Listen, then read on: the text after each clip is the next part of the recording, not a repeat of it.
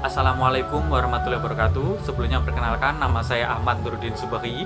Saat ini saya sedang berkuliah di Universitas Terbuka Kampus Malang semester 6. Di mana pada kesempatan kali ini saya mendapatkan tugas pada mata kuliah Hukum Islam dan acara Peradilan Agama.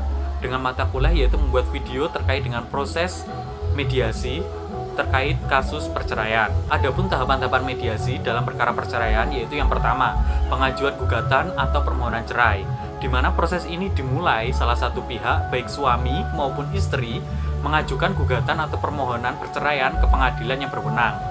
Setelah perkara tersebut terdaftar, pengadilan akan menetapkan jadwal sidang pertama.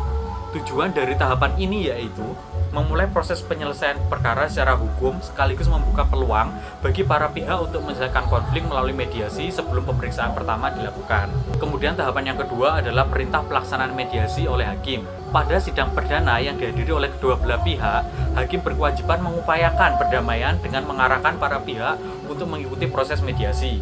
Tujuannya sendiri adalah memberikan kesempatan kepada suami maupun istri untuk mencari solusi secara musyawarah sehingga perselisihan antara kedua belah pihak dapat terselesaikan tanpa melalui proses persidangan yang panjang. Kemudian tahapan yang ketiga adalah penentuan mediator. Para pihak diberikan kesempatan untuk memilih mediator yang telah terdaftar dan tersertifikasi. Bila tidak tercapai kesepakatan dalam pemilihan mediator tersebut, maka hakim akan memilih mediator untuk memfasilitasi mediasi tersebut. Mediator tersebut sendiri dapat berasal dari hakim maupun pihak luar pengadilan yang telah memiliki sertifikasi mediator. Tujuannya adalah menentukan pihak ketiga yang netral untuk membantu para pihak dalam proses mediasi tersebut. Kemudian yang keempat adalah sesi pendahuluan mediasi.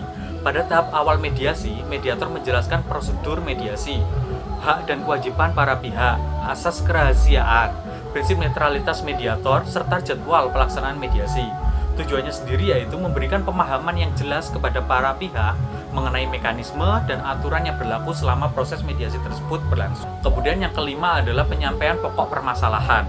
Masing-masing pihak diberi kesempatan untuk mengemukakan latar belakang perselisihan, permasalahan yang menjadi sumber utama dari kasus perceraian tersebut, serta harapan yang ingin dicapai oleh kedua belah pihak. Nah, pada tahap ini, mediator bertugas untuk mendengarkan serta mencatat setiap keterangan secara objektif yang diberikan oleh kedua belah pihak. Tujuannya sendiri adalah mengidentifikasi akar masalah dari perselesaian di antara kedua belah pihak tersebut. Kemudian tahapan yang keenam adalah proses negosiasi dan pencarian solusi. Mediator memfasilitasi diskusi untuk mencari penyelesaian terhadap berbagai isu yang sedang dipersengketakan kepada kedua belah pihak, seperti kelangsungan perkawinan, pengasuhan anak, pembagian harta bersama, kemudian pemberian nafkah maupun kesepakatan lainnya yang harus diselesaikan dalam proses perceraian, dalam proses mediasi tersebut. Dalam proses ini, mediator dapat melakukan pertemuan bersama kedua belah pihak maupun pertemuan terpisah dengan masing-masing pihak. Tujuannya sendiri adalah membantu para pihak menemukan titik temu dan menghasilkan solusi yang dapat diterima secara bersama-sama.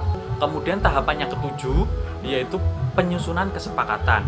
Apabila telah tercapai kesepakatan dari masing-masing pihak, kemudian mediator membantu menuangkan hasil perundingan ke dalam bentuk kesepakatan tertulis. Kesepakatan tersebut dapat berupa keputusan untuk mempertahankan rumah tangga ataupun tetap memilih untuk bercerai, dengan kesepakatan mengenai hak asuh anak, nafkah, dan pembagian harta bersama, dan lain-lainnya. Tujuannya sendiri yaitu menghasilkan kesepakatan yang jelas, terukur, dan dapat dilaksanakan oleh para pihak. Kemudian yang kedelapan adalah penyampaian laporan dari hasil mediasi yang telah dilaksanakan.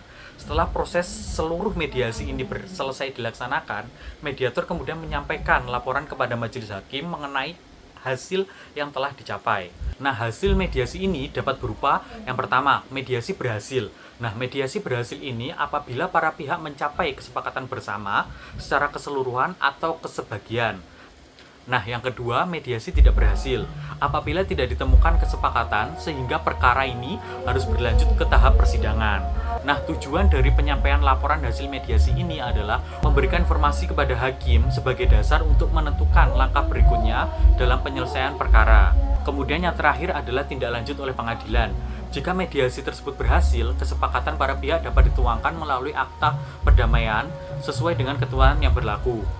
Apabila kedua belah pihak memutuskan untuk berdamai dan mempertahankan perkawinan mereka, gugatan perceraian tersebut dapat dicabut dan perkara dinyatakan selesai.